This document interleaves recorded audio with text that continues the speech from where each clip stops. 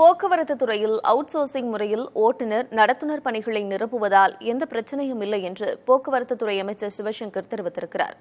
விக்கிரவாண்டி இடைத்தேர்தல் களத்திற்கு வந்த அவரிடம் செய்தியாளர் காமராஜ் நடத்திய நேர்காணலில் அவுட் சோர்சிங் ஆள் சேர்ப்பு குறித்து பேசினார். அவற்றை தற்போது பார்க்கலாம். ஐயா வணக்கம். இப்போ இந்த இடைத்தேர்தலில் திமுக சார்பில் போட்டி வேட்பாளர் ஆதரித்து நீங்கள் செயல்படுத்த ஈடுபட்டுறீங்க. இங்கே வாக்கு எப்படி இருக்கிறது? எந்த மாதிரியான வாக்குப்பதிவுகளும் நடைபெறும்? இல்லை, விக்கிரவாண்டி இடைத்தேர்தலை பொறுத்தவரை மக்கள் என்ன மனநிலையில் இருக்கிறார்கள் என்பதை அதிமுகவே வெளிப்படுத்திவிட்டார்கள்.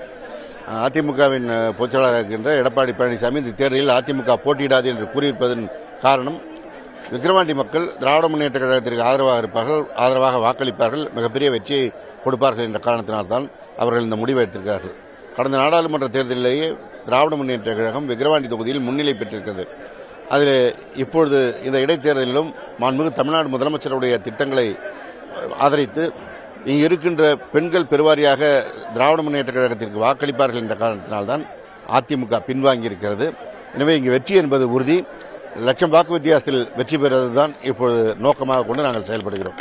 சார், இங்க பாத்தீங்கன்னா இரு சமுதாய மக்கள் அதிகமா இருக்கிறாங்க. இங்க எதிர்கட்சியா பாமகவும் நாம் தமிழர் கட்சி வேட்பாளர்களா இருக்கிறாங்க, களத்தில் இருக்கிறாங்க.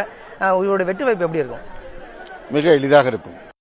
மத ரீதியான சாதி ரீதியான பிரிவினைகளுக்கு தமிழ்நாடு இடமில்லை என்பதை கடந்த நாடாளுமன்ற தேர்தலின் போதே காட்டிவிட்டது. நாடாளுமன்ற தேர்தலில் அதிமுக தோல்வியை சந்திச்ச பிறகு இடைத்தேர்தலில் பின்வாங்கி இருக்காங்க. இது எடப்பாடியினுடைய வளர்ச்சி எப்படி பாக்குது? அவங்க கட்சிக்குள்ளேயே அந்த விமர்சனம் இருக்கிறது. மேனால் ஒன்றிய அமைச்சர் ப. சிதம்பரம் சொல்லியிருப்பதை போல பாஜக என்ற முதலாளி சொல்லிற்கு கட்டுப்பட்டு அதிமுக பின்வாங்கி இருக்கிறது.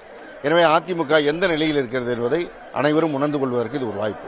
போக்குவரத்து துறையில அவுட் சோர்சிங் முறையில் நடத்துனரும் ஓட்டுநரும் எடுத்துட்டு இருக்காங்க.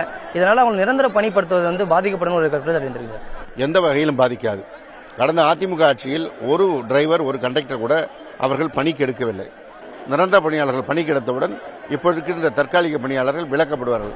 எனவே இதனால் அவர்கள் வேலைவாய்ப்பு பாதிக்கப்படும் என்ற கருத்து தேவையற்றது. எதிர்க்கட்சிகள் வைக்கின்ற வீண் குற்றச்சாட்டு.